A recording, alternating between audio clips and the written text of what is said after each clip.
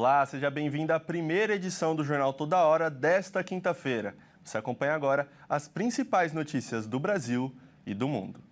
O ministro do Supremo Tribunal Federal, Gilmar Mendes, decidiu que só a Procuradoria-Geral da República pode pedir o impeachment de um membro do STF. Nesta tarde, o ministro Gilmar Mendes decidiu que somente a Procuradoria-Geral da República pode solicitar o impeachment de ministros do Supremo Tribunal Federal.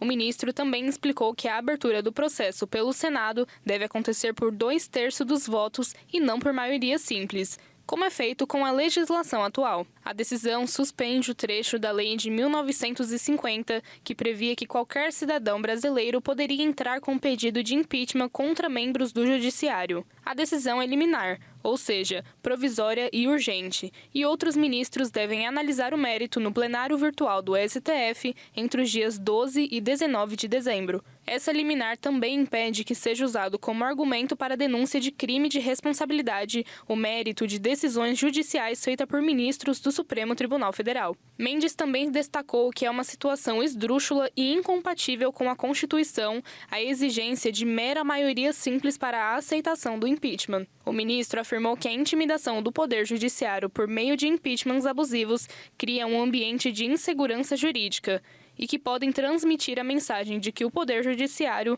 não deve ou não pode exercer suas funções de controle da Constituição. E seguiu dizendo que promover a destituição de ministros, especialmente os que têm opiniões contrárias aos interesses do governo ou maioria política, além da remoção do ministro, causa o enfraquecimento desse Poder Judiciário. E isso pode abalar a capacidade de atuação firme e independente. O presidente do Senado Federal, Davi Alcolumbre, não gostou da decisão do ministro Gilmar Mendes. Ele disse que o parecer tenta usurpar as prerrogativas do poder legislativo. Mudando de assunto, o presidente da Rússia, Vladimir Putin, acusou as potências europeias de dificultarem as tentativas de um acordo para o fim da guerra com a Ucrânia. Putin disse que alguns termos colocados pelos europeus são inaceitáveis. O presidente russo, Vladimir Putin, advertiu as potências europeias nesta terça-feira que, se começarem uma guerra contra a Rússia, Moscou estará pronta para lutar e que a derrota das potências europeias será tão absoluta que não restará ninguém para negociar um acordo de paz. Não planejamos entrar em guerra com a Europa. Já disse isso centenas de vezes. Mas a Europa, de repente, decidir declarar guerra contra nós, estaremos prontos agora mesmo. Não há dúvida sobre isso. A questão é, se a Europa começar uma guerra conosco, acredito que será muito rapidamente. Não estamos falando da Ucrânia. Com a Ucrânia, agimos de forma cirúrgica e cautelosa, entende? O documento original, com 28 pontos, previa concessões pesadas à Rússia, como a cessão de parte do território ucraniano, restrições à entrada da Ucrânia na OTAN e a redução do exército de Kiev. Segundo líderes europeus e a Ucrânia, essas medidas eram inaceitáveis e foram parcialmente ajustadas.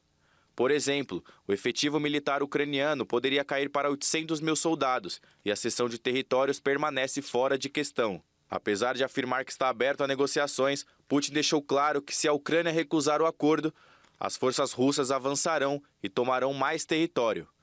Ele também acusou países europeus de dificultarem um processo de paz e de estarem do lado da guerra, enquanto sugeriu que a Rússia age de forma cirúrgica na Ucrânia, mas que não hesitaria em ampliar o conflito em um confronto direto com potências europeias.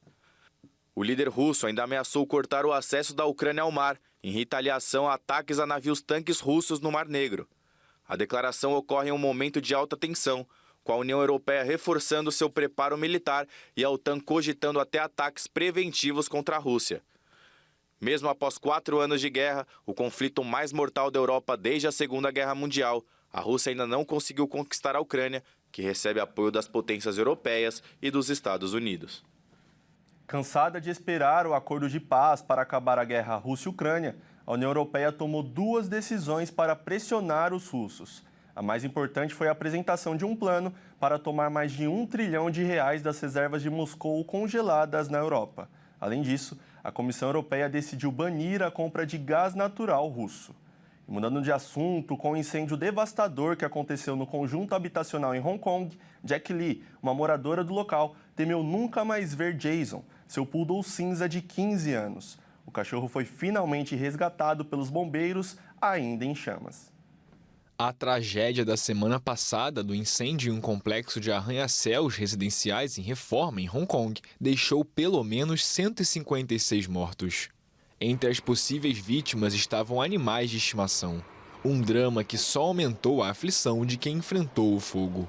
Jack Lee estava preocupada com a possibilidade de nunca mais ver Jason, seu poodle de 15 anos, quando soube das chamas em seu conjunto habitacional. Quando tentei entrar correndo no prédio, a polícia e os bombeiros me impediram. Um policial me levou para um canto para me acalmar. Eu estava chorando e ela me perguntou se eu tinha família no andar de cima. E eu disse a ela que Jason ainda estava lá dentro. O incêndio, que destruiu 7 das 8 torres de 31 andares do complexo Wang Fuk Court, foi o mais letal em um edifício residencial desde 1980, desalojando milhares de pessoas. O governo disse que decidiram não resgatar animais, porque não conseguiram chegar a tempo. Pediram para me acalmar. Disseram que queriam me informar, mas que a curto prazo não considerariam resgatar animais. Chorei muito, perdi toda a esperança. Mas para a felicidade da engenheira aeronáutica de 43 anos, o destino não reservou o pior para ela em meio ao caos e destruição.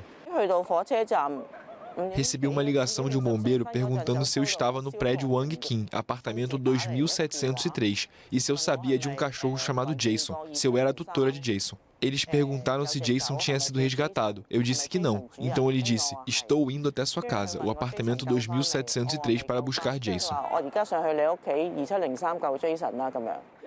Pelo menos 209 animais, incluindo cães, gatos e tartarugas, foram resgatados do complexo destruído pelo fogo.